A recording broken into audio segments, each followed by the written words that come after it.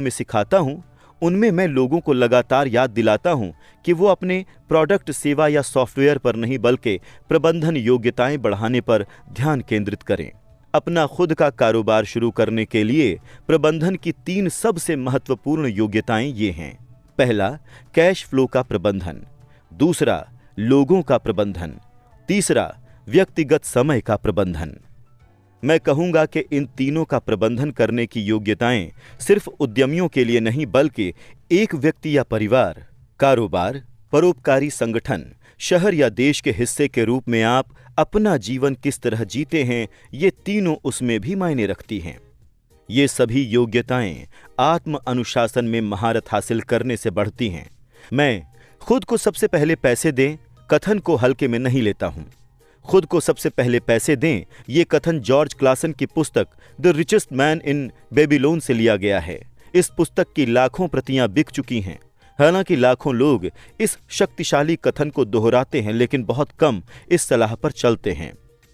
जैसा मैंने कहा था, वित्तीय साक्षरता इंसान को अंक पढ़ने की योग्यता प्रदान करती है और अंक पूरी कहानी बता देते हैं।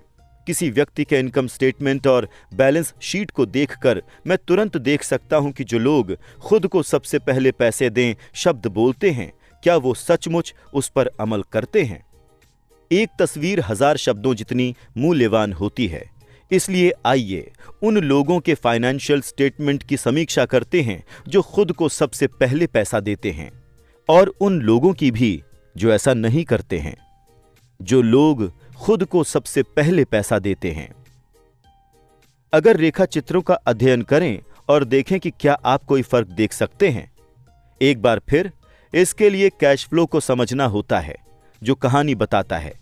अधिकतर लोग अंकों को देखते हैं और कहानी चूक जाते हैं। क्या आप इसे देख सकते हैं? रेखा चित्र उन लोगों के कार्य दर्शाते हैं जो खुद को सबसे पहले पैसा देने का विकल्प चुनते हैं।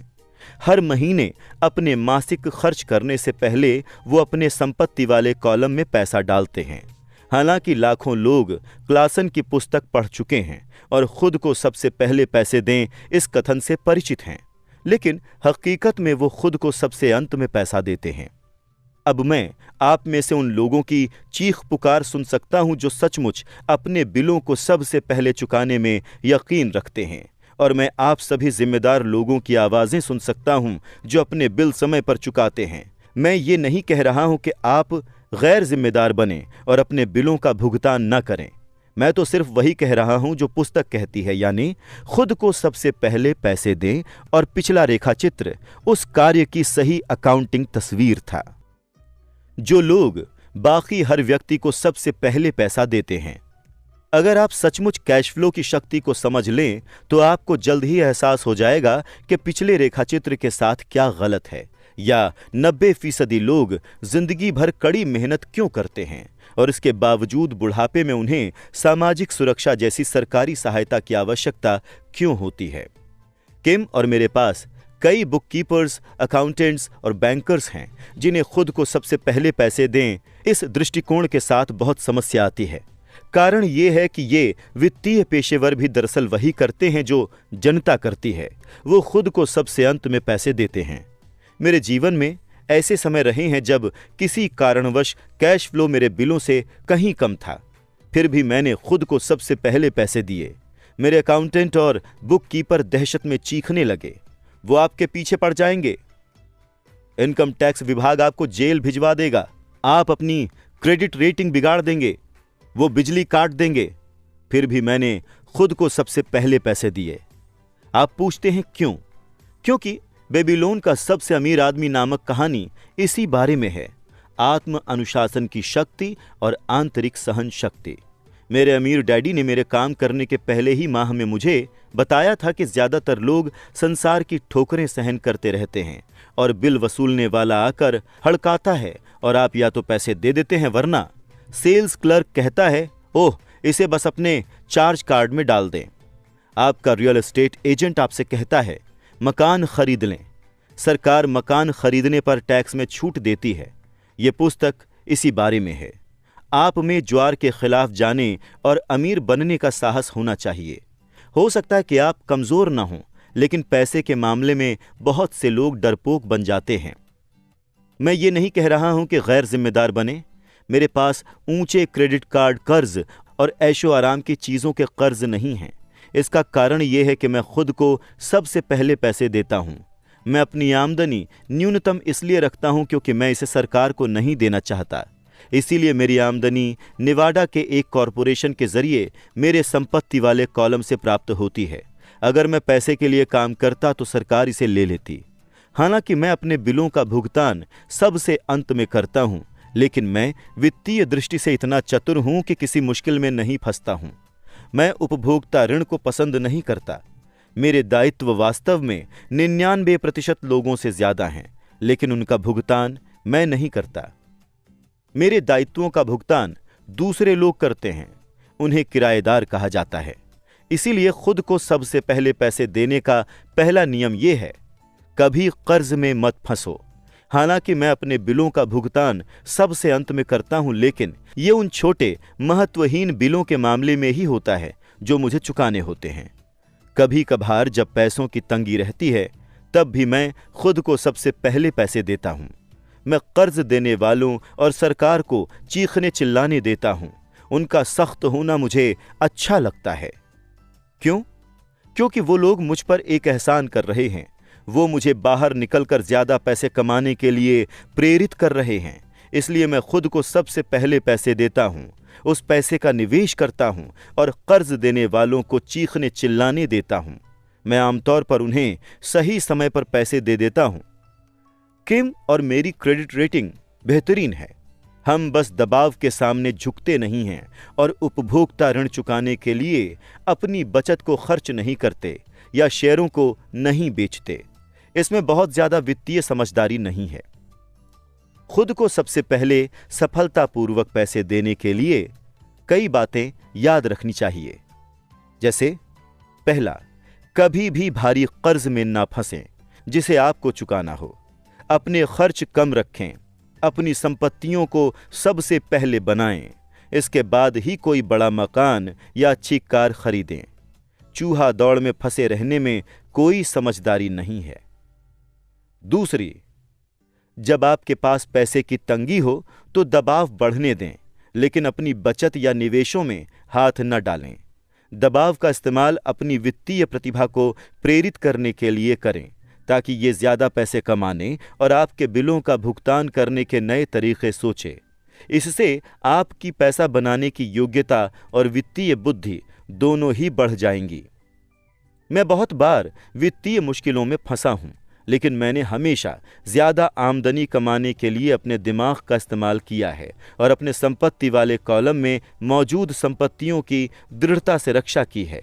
मेरा बुक कीपर चिल्लाता हुआ दौड़ लगाकर छिप गया था, लेकिन मैं एक अच्छे सैनिक की तरह किले की रक्षा कर रहा था, संपत्ति का किला। गरीब लोगों में गरीब आदतें होती हैं। बचत में हाथ डालना एक आम बुरी आदत है। अमीर लोग जानते हैं कि बचत का इस्तेमाल बिल चुकाने के लिए नहीं, बल्कि ज्यादा पैसे कमाने के लिए किया जाता है। मैं जानता हूं कि यह कठोर लगता है, लेकिन जैसा मैंने कहा था, अगर आप अंदर से कठोर नहीं हैं तो संसार आपको वैसे भी हमेशा इधर से उधर धक्के मारेगा। अगर आपको वित्तीय दबाव पसंद नहीं है तो ऐसा फॉर्मूला खोजें जो आपके लिए कारगर हो। एक अच्छा फॉर्मूला है खर्च कम करना, अपना पैसा बैंक में रखना, इनकम टैक्स में अपने न्यायपूर्ण हिस्से से ज्यादा भुगतान करना, सुरक्षित म्यूचुअल फंड्स खरीदना और फिर औसत बने रहने की कसम खाना। लेकिन ये खुद को सबसे पहले पैसे दें नियम का उल्लंघन है। ये नियम आत्मत्याग या वित्तीय संयम को प्रोत्साहित नहीं करता है। इसका मतलब ये नहीं है कि आप खुद को सबसे पहले पैसे देने के बाद भूखे मर जाएं। जीवन आनंद के लिए मिला है। अगर आप अपनी वित्तीय प्रतिभा का आह्वान करते हैं तो आपको जीवन की सारी चीजें मिल सकती हैं। आप अमीर बन सकते हैं और बिल चुका सकते हैं, और इसी को वित्तीय बुद्धि कहते हैं। छठा, अपने ब्रोकर्स को अच्छे पैसे दें। अच्छी सलाह की शक्ति। कई बार मैं देखता हूं कि लोग अपने मकान के सामने एक तख्ती लगा देते हैं जिस पर लिखा होता है मालिक द्वारा बिकाऊ है, या मैं टीवी पर लोगों को देखता हूं जो डिस्काउंट ब्रोकर्स होने का दावा करते हैं। मेरे अमीर डैडी ने मुझे इसके विपरीत नीति पर चलना सिखाया था। वो पेशेवरों को अच्छे पैसे देने में यकीन करते थे और मैं भी उन्हीं की नीति पर चलता हूं। आज मेरे पास महंगे वकील, अकाउंटेंट, रियल एस्टेट ब्रोकर्स और शेयर दलाल हैं। क्यों? क्योंकि अगर, और मेरा मतलब है अगर, ये लोग पेशेवर हैं तो उनकी सेवाओं से आपका मुनाफा बढ़ना चाहिए और वो मुझसे जितने ज्यादा पैसे कमाते हैं उनकी बदौलत मैं उससे बहुत ज्यादा पैसे कमाता हूं। हम सूचना युग में रहते हैं। सूचना बेशकीमती है। एक अच्छा ब्रोकर आपको जानकारी देगा, लेकिन साथ ही वो आपको शिक्षित करने के लिए समय भी देगा। मेरे कई ब्रोकर्स मेरे लिए ये करते हैं। कुछ ने मुझे तब तक सिखाया था, कुछ ने मुझे तब सिखाया था जब मेरे पास बहुत कम पैसा था या बिल्कुल भी नहीं था। मैं आज भी उनके साथ हूं। मैं किसी ब्रोकर को जितना पैसा देता हूं, उसकी जानकारी पर मैं उससे बहुत ज्यादा पैसे कमा लेता हूं। इसलिए मुझे ये बात अच्छी लगती है जब मेरा रियल एस्टेट ब्रोकर या स्टॉक ब्रोकर बहुत से पैसे कमाता है, क्योंकि आमतौर पर इसका मतलब ये होता है कि मैंने भी बहुत सारे पैसे कमाए हैं। एक अच्छा ब्रोकर मेरे लिए पैसे तो कमाता ही है, इसके अलावा वो मेरा समय भी बचाता है। जैसे तब जब मैंने वो खाली ज़मीन $9,000 में खरीदी और उसे तुरंत $25,000 में बेच दिया ताकि मैं अपनी पॉर्श कार ज़्यादा जल्दी खरीद सकूं। ब्रोकर बाजार में मेरी आंख और कान हैं। वो हर दिन मैदान में रहते हैं, इसलिए वहां मेरे रहने की ज़रूरत नहीं पड़ती। इसके बजाय मैं तो गोल्फ खेलना पसंद करता हूं। जो लोग अपना मकान खुद बेचते हैं, शायद वो अपने समय को ज़्यादा कीमती नहीं मानते हैं। मैं कुछ पैसे बचाने के चक्कर में अपना समय क्यों खराब करूं, जबकि मैं उस समय का उपयोग ज़्यादा पैसे बनाने या अपने प्रियजनों के साथ गुजारने में कर सकता हूं। मुझे ये बात बहुत मज़ेदार लगती है कि कई गरीब और मध्यम वर्गीय लोग रेस्तरां में ख़राब सेवा के बावजूद वेटर को 15 से 20% टिप देते हैं, लेकिन ब्रोकर को 3 से 7% चुकाने में शिकायत करते हैं। वो व्यय वाले कॉलम में लोगों को टिप देकर खुश होते हैं और संपत्ति वाले कॉलम में लोगों को टिप देने से कतराते हैं। इसमें तो वित्तीय समझदारी नहीं है। याद रखें, सभी ब्रोकर एक जैसे नहीं होते। दुर्भाग्य से ज्यादातर ब्रोकर्स सिर्फ सेल्स पीपल होते हैं। वो रियल एस्टेट बेचते तो हैं, लेकिन उनके खुद के पास कोई रियल एस्टेट नहीं होता, या होता भी है तो बहुत थोड़ा। मकान बेचने वाले और निवेश बेचने वाले में बहुत बड़ा फर्क होता है। यही शेयर, बॉन्ड, म्यूचुअल फंड्स और बीमे के ब्रोकर्स के बारे में सच है, जो खुद को वित्तीय नियोजक कहते हैं। जब मैं इस तरह के किसी भुगतान पाने वाले पेशेवर व्यक्ति से बातचीत करता हूं, तो मैं पहले पता लगाता हूं कि उसके खुद के पास कितनी जायदाद या शेयर है और वो कितने फीसदी टैक्स देता है, और ये मेरे टैक्स वकील तथा अकाउंटेंट पर भी लागू होते हैं। मेरा एक अकाउंटेंट है जो अपने खुद के काम पर ध्यान केंद्रित करता है। उसका पेशा अकाउंटिंग है, लेकिन उसका काम रियल एस्टेट है। इससे पहले मेरे पास एक अकाउंटेंट था जो एक छोटे कारोबार का अकाउंटेंट था, लेकिन उसके पास कोई रियल एस्टेट नहीं थी। मैंने अकाउंटेंट बदल लिया क्योंकि हम एक ही कारोबार से प्रेम नहीं करते थे। ऐसा ब्रोकर खोजें जो आपके सर्वश्रेष्ठ हित में काम करे। कई ब्रोकर्स आपको शिक्षित करने में समय लगाएंगे और ये आपके लिए सबसे अच्छी संपत्ति साबित हो सकते हैं। बस उदार रहें और उनमें से ज्यादातर आपके प्रति उदार रहेंगे। अगर आप उनके कमीशन में कटौती करने के बारे में ही सोचते रहेंगे तो फिर वो आपकी ज्यादा मदद क्यों करेंगे? ये सरल सा तर्क है। जैसा मैंने पहले कहा था, प्रबंधन की एक योग्यता लोगों का प्रबंधन करना है। कई लोग सिर्फ उन्हीं लोगों का प्रबंधन कर पाते हैं जो उनसे कम चतुर हों और जिन पर उनकी शक्ति हो। मध्यम श्रेणी के कई मैनेजर मध्यम श्रेणी में ही बने रहते हैं और उन्हें प्रमोशन नहीं दिया जाता है, क्योंकि वो सिर्फ अपने मातहतों के साथ ही काम करना जानते हैं, अपने ऊपर के लोगों के साथ काम करना नहीं जानते। वास्तविक योग्यता है किसी तकनीकी क्षेत्र में अपने से श्रेष्ठ और चतुर व्यक्तियों का प्रबंधन करना और उन्हें अच्छे पैसे देना। इसीलिए कंपनियों का एक संचालक मंडल होता है, आपका भी होना चाहिए। इसी में वित्तीय समझदारी है। 7वां, इंडियन गिवर बने। कुछ नहीं देकर कुछ पाने की शक्ति। जब पहले यूरोपीय निवासी अमेरिका में रहने गए तो वो अमेरिकी भारतीयों की एक सांस्कृतिक परंपरा देखकर दंग रह गए। मिसाल के तौर पर अगर किसी गोरे आदमी को ठंड लगती थी तो अमेरिकी भारतीय उसे एक कंबल दे देते थे। श्वेत प्रवासी उसे उपहार मान लेता था और जब अमेरिकी भारतीय कंबल वापस मांगता था तो उसे अक्सर बुरा लग जाता था। अमेरिकी भारतीय को भी बुरा लगता था जब उन्हें पता चलता था कि श्वेत प्रवासी कंबल वापस नहीं करना चाहते हैं। यहीं से इंडियन गिवर वाक्यांश पैदा हुआ, एक छोटी सी सांस्कृतिक गलतफहमी के कारण। संपत्ति वाले कॉलम के संसार में इंडियन गिवर बनना दौलत के लिए बहुत जरूरी है। प्रबुद्ध निवेशक का पहला सवाल यह होता है, मेरा पैसा मुझे कितनी जल्दी वापस मिल सकता है। वो ये जानना चाहते हैं कि उन्हें मुफ्त में क्या मिलेगा। इसीलिए ROI यानी निवेश पर मुनाफा इतना महत्वपूर्ण है। मिसाल के तौर पर मुझे फोरक्लोजर में एक छोटा कॉन्डोमिनियम मिला। ये मेरे घर से कुछ ही ब्लॉक दूर था। बैंक वाले $60,000 चाहते थे और मैंने $50,000 की बोली का आवेदन दे दिया। उन्होंने इसे स्वीकार कर लिया क्योंकि मेरे आवेदन के साथ $50,000 का कैशियर्स चेक भी लगा हुआ था। उन्हें एहसास हो गया कि मैं गंभीर हूं। ज्यादातर निवेशक कहेंगे, क्या आप बहुत सारा पैसा फंसा तो नहीं रहे थे? क्या इस पर लोन लेना ज्यादा अच्छा तरीका नहीं था? जवाब है, इस मामले में नहीं। मेरी निवेश कंपनी इस कॉन्डोमिनियम का इस्तेमाल जाड़े के महीनों में वेकेशन रेंटल के रूप में करती है। जब स्नोबर्ड एरिजोना आते हैं, ये साल में 4 महीने $2,500 प्रति माह पर किराए में उठता है। बाकी के 8 महीनों में इसका किराया सिर्फ $1,000 आता है। मेरा पैसा लगभग 3 साल में वसूल हो गया। अब मैं इस संपत्ति का मालिक हूं जो हर महीने मुझे अतिरिक्त पैसा देती है। यही शेयरों के साथ किया जाता है। अक्सर मेरा ब्रोकर फोन करके सलाह देता है कि मैं किसी कंपनी के शेयर में काफी बड़ी राशि लगा दूं, क्योंकि उसे लगता है कि कोई ऐसी चीज होने वाली है जिससे उस शेयर का भाव बढ़ जाएगा, जैसे किसी नए प्रोडक्ट की घोषणा।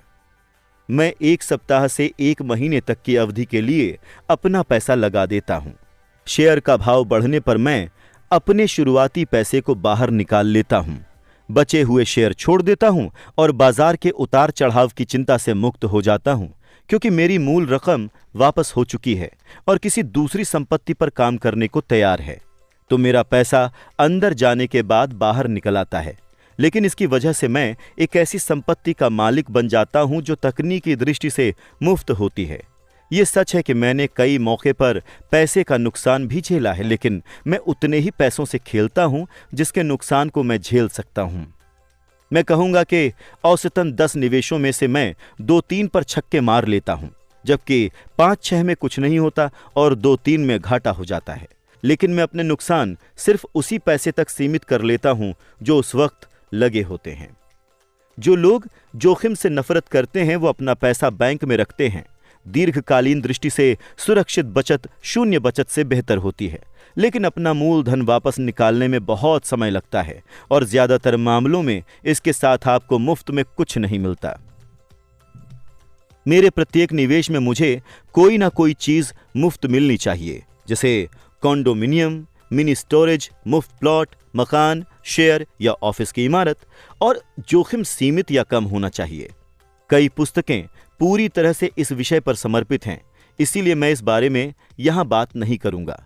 मैकडॉनल्ड्स के मशहूर संस्थापक रे क्रॉक हैमबर्गर फ्रेंचाइजी इसलिए नहीं बेचते थे क्योंकि उन्हें हैमबर्गर्स से प्यार था, बल्कि इसलिए बेचते थे क्योंकि उन्हें उस फ्रेंचाइजी के नीचे की रियल एस्टेट मुफ्त में मिलती थी।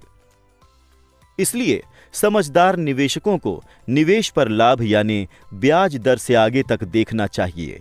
उन्हें यह देखना चाहिए कि मूलधन वापस निकालने पर उन्हें कौन सी संपत्तियां मुफ्त मिलती हैं। यही वित्तीय बुद्धि है। 8वां, विलासिताएं खरीदने के लिए संपत्तियों का इस्तेमाल करें। एकाग्रता की शक्ति। एक दोस्त का बेटा बहुत खर्चीला था और ऐसा लगता था जैसे वो अपनी जेब में छेद कर रहा हो। 16 साल की उम्र में ही वो अपनी खुद की कार चाहता था। बहाना, सभी मित्रों के माता पिता ने अपने बच्चों को कार खरीद कर दी है। लड़का अपनी बचत में से पैसे निकालकर कार का डाउन पेमेंट देना चाहता था। उसके पिता ने मुझे फोन किया और फिर सलाह लेने के लिए मुझसे मिलने आए। क्या आप सोचते हैं कि मुझे उसे ऐसा करने देना चाहिए या मैं भी दूसरे पिताओं की तरह उसे कार खरीद कर दे दूं? मैंने जवाब दिया इससे कुछ समय के लिए तो दबाव कम हो जाएगा, लेकिन भविष्य के लिए वो कौन सा सबक सीखेगा? क्या आप कार का मालिक बनने की उसकी इस इच्छा का इस्तेमाल करके उसे कुछ सीखने के लिए प्रेरित कर सकते हैं? अचानक उसके दिमाग की बत्ती जल गई और वो तेजी से घर की ओर चला गया। 2 महीने बाद मैं अपने मित्र से दोबारा मिला। मैंने पूछा, क्या आपके बेटे को नई कार मिल गई? नहीं, उसे नहीं मिली, लेकिन मैंने उसे कार के लिए $3000 दे दिए। मैंने उससे कहा कि वो अपने कॉलेज मनी के बजाय मेरे पैसों का इस्तेमाल करे। वाह, ये तो आपकी उदारता है, मैंने कहा। दरअसल ऐसा कुछ नहीं है, पैसे के साथ एक शर्त जुड़ी है। शर्त क्या है? मैंने पूछा। देखिए, सबसे पहले तो हमने आपका कैश फ्लो गेम खेला, फिर हमने पैसे के समझदारीपूर्ण उपयोग के बारे में लंबी बातचीत की। उसके बाद मैंने उसे द वॉल स्ट्रीट जर्नल की सदस्यता दिला दी और शेयर बाजार पर कुछ पुस्तकें भी दिला दी। फिर क्या हुआ? मैंने पूछा। शर्त क्या थी? मैंने उससे कहा कि वो $3000 उसके थे, लेकिन वो उस पैसे से सीधे कार नहीं खरीद सकता था। वो उसका इस्तेमाल करके किसी शेयर ब्रोकर को खोजने और शेयर खरीदने बेचने में कर सकता था। एक बार जब वो उस $3000 को 6000 कर लेगा तो फिर वो उसमें से कार खरीद सकता है और बाकी का $3000 उसके कॉलेज फंड में चला जाएगा। और परिणाम क्या हुआ? मैंने पूछा। देखिए, अपने शेयर व्यापार में वो शुरुआत में तो खुशकिस्मत रहा, लेकिन कुछ दिनों बाद काफी रकम गंवा दी। फिर उसकी सच्ची रुचि जागी। आज मैं कहूंगा कि उसके $2000 कम हो चुके हैं, लेकिन उसकी दिलचस्पी आसमान छू रही है। उसने मेरी खरीद कर दी हुई सारी पुस्तकें पढ़ ली हैं और अब वो अधिक पुस्तकें लाने के लिए लाइब्रेरी जाता है। वो उत्साह से द वॉल स्ट्रीट जर्नल पढ़ता है और सूचकों पर नजर रखता है। उसके पास सिर्फ $1000 बचे हैं, लेकिन उसकी दिलचस्पी और ज्ञान आसमान छू रहे हैं। वो जानता है कि अगर ये बचे हुए पैसे चले गए तो उसे 2 साल तक पैदल चलना होगा, लेकिन उसे अब उसकी कोई परवाह नहीं है। वो तो कार लेने में रुचि भी नहीं दिखाता है, क्योंकि उसे एक ज्यादा मजेदार खेल मिल गया है। मैंने पूछा, अगर वो सारा पैसा गंवा दे तो क्या होगा? तब की तब देखी जाएगी। मैं तो यही चाहूंगा कि वो हर चीज अभी गंवा दे, बजाय इसके कि वो हमारी उम्र में आकर हर चीज गंवाने का जोखिम ले। और इसके अलावा मेरी समझ से मैंने उसकी शिक्षा पर अब तक जितने पैसे खर्च किए हैं, उनमें यही $3000 सबसे सार्थक रहे हैं। वो जो सीख रहा है वो जीवन भर उसके काम आएगा और ऐसा लगता है कि अब वो पैसे की शक्ति का सम्मान करने लगा है। जैसा मैंने पहले कहा था, अगर कोई व्यक्ति आत्म अनुशासन की शक्ति में माहिर नहीं बन सकता तो अमीर बनने की कोशिश नहीं करना ही सबसे अच्छा है। मैं ऐसा इसलिए कहता हूं क्योंकि हालांकि संपत्ति वाले कॉलम से कैश फ्लो विकसित करने की प्रक्रिया सिद्धांततः आसान है, लेकिन पैसे को सही इस्तेमाल की दिशा दिखाने का मानसिक संयम मुश्किल साबित होता है। बाहरी प्रलोभनों के कारण आज के उपभोक्ता जगत में ये ज्यादा आसान होता है कि पैसे को खर्च करने वाले कॉलम में उड़ा दिया जाए। कमजोर मानसिक संयम की वजह से धन न्यूनतम प्रतिरोध के रास्तों पर बह जाता है। यही गरीबी और वित्तीय संघर्ष का कारण है। आगे का उदाहरण ये दिखाता है कि अधिक धन बनाने की खातिर धन को दिशा देने के लिए वित्तीय बुद्धि की जरूरत होती है। अगर हम 100 लोगों को साल की शुरुआत में $10,000 दें तो मेरे हिसाब से साल के अंत में ये होगा 80 के पास कुछ भी नहीं बचेगा। दरअसल कई तो उस पैसे से नई कार, फ्रिज, इलेक्ट्रॉनिक उपकरण या वेकेशन का डाउन पेमेंट देकर ज्यादा कर्ज में डूब जाएंगे।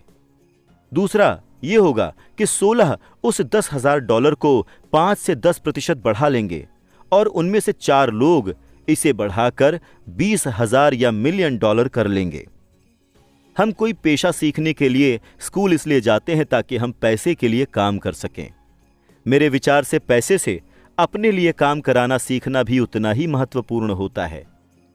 हर आदमी की तरह मैं भी विलासिता की चीजों को पसंद करता हूं। फर्क ये है कि मैं उन्हें कर्ज लेकर नहीं खरीदता। ये तो आस पड़ोसियों की बराबरी करने का जाल है। जब मैं पोर्श खरीदना चाहता था तो आसान राह ये होती कि मैं अपने बैंकर को फोन करके कर्ज ले लेता। दायित्व वाले कॉलम में ध्यान केंद्रित करने का विकल्प चुनने के बजाय मैंने संपत्ति वाले कॉलम में ध्यान केंद्रित करने का विकल्प चुना। अब तो मुझे आदत पड़ चुकी है कि मैं उपभोग की इच्छा का इस्तेमाल इस तरह करता हूं ताकि ये निवेश करने की मेरी वित्तीय प्रतिभा को प्रेरित और प्रोत्साहित करे। आजकल अपनी मनचाही चीजें पाने के लिए लोग पैसे कमाने के बजाय पैसे उधार लेने पर ध्यान केंद्रित करते हैं। ये रास्ता अल्पकाल में तो आसान होता है, लेकिन दीर्घकाल में ज्यादा मुश्किल साबित होता है। ये एक ऐसी बुरी आदत है जिसमें हम फंस चुके हैं, व्यक्तिगत तौर पर भी और देश के रूप में भी। याद रखें, आसान राह अक्सर मुश्किल बन जाती है और मुश्किल राह अक्सर आसान बन जाती है। आप खुद को और अपने प्रियजनों को जितनी जल्दी धन का मालिक बनने के लिए प्रशिक्षित कर सकते हैं, उतना ही बेहतर है। धन बहुत बड़ी ताकत है। दुर्भाग्य से लोग धन की शक्ति का इस्तेमाल अपने खिलाफ करते हैं। अगर आपकी वित्तीय बुद्धि कम है तो पैसा आपको जमीन पर पटक देगा। वो आपसे ज्यादा चतुर होगा। अगर पैसा आपसे ज्यादा चतुर है तो आप जीवन भर इसके लिए काम करेंगे। धन का मालिक बनने के लिए आपको इससे ज्यादा चतुर होने की जरूरत है। फिर पैसा वही करेगा जैसा आप उससे करने को कहेंगे। यह आपकी आज्ञा का पालन करेगा। इसका गुलाम बनने के बजाय आप इसके मालिक होंगे। इसी में वित्तीय समझदारी है। 9, नायक चुने, मिथक की शक्ति। बचपन में मैं विली मेज, हैंक एरन और योगी बेरा का दीवाना था। वो मेरे नायक थे और मैं उन्हीं जैसा बनना चाहता था। मैं उनके बेसबॉल कार्ड संजोकर रखता था। मैं उनके आंकड़े मुंह जबानी जानता था। RBI, ERA, उनके बैटिंग औसत, वो कितना कमाते थे और वो माइनर लीग से ऊपर कैसे आए। 9-10 साल की उम्र में जब मैं बेसबॉल खेलने के लिए मैदान में उतरता था या फर्स्ट बेस या कैचर खेलता था तो ये मैं नहीं होता था। मैं तो मशहूर बेसबॉल खिलाड़ी होने का नाटक करता था। ये वो बहुत शक्तिशाली तरीका है जिससे हम सीखते हैं, लेकिन प्रायः वयस्क बनने के बाद हम इसे खो देते हैं। हम अपने नायकों को खो देते हैं। आज मैं अपने घर के पास छोटे बच्चों को बास्केटबॉल खेलते देखता हूं। मैदान में वो छोटे जॉनी नहीं होते हैं। वो तो अपना प्रिय बास्केटबॉल नायक होने का नाटक कर रहे होते हैं। नायकों की नकल या अनुकरण करना सीखने का सचमुच शक्तिशाली तरीका है। बड़े होने के बाद आज मेरे नए नायक हैं, मेरे गोल्फ नायक हैं और मैं उनके शॉट की नकल करता हूं तथा उनके बारे में हर चीज पढ़ने की पूरी कोशिश करता हूं। मेरे Donald Trump, Warren Buffett, Peter lynch, George Soros और जिम रॉजर्स जैसे नायक भी हैं। मैं उनके आंकड़े उसी तरह जानता हूं जिस तरह के बचपन में मैं अपने बेसबॉल नायकों के ERA यानी कि अर्न्ड रन एवरेज और RBI रन्स बैटेड इन जानता था। वॉरेन बफे जिसमें निवेश करते हैं, मैं उसकी निगरानी करता हूं और मैं बाजार संबंधी उनके दृष्टिकोण के बारे में सब कुछ पढ़ने की कोशिश करता हूं तथा इस बारे में भी जानना चाहता हूं कि वो शेयर कैसे चुनते हैं। इसके अलावा मैं डोनाल्ड ट्रंप के बारे में पढ़ता हूं और ये पता लगाने की कोशिश करता हूं कि वो कैसे सौदेबाजी करते हैं तथा सौदों को अंजाम देते हैं। जिस तरह मैदान में बेसबॉल में बैटिंग करने जाते समय मैं दरअसल अपनी भूमिका में नहीं होता था, उसी तरह जब मैं बाजार में होता हूं या सौदेबाजी कर रहा होता हूं तो मैं अवचेतन रूप से ट्रंप के साहस की नकल कर रहा होता हूं, या किसी प्रवृत्ति का विश्लेषण करते समय मैं उसे वॉरेन बफे की नजरों से देखता हूं। नायक होने से हम अपनी छिपी हुई प्रतिभा के एक जबरदस्त स्रोत का दोहन करते हैं, लेकिन नायक हमें प्रेरित करने से भी ज्यादा काम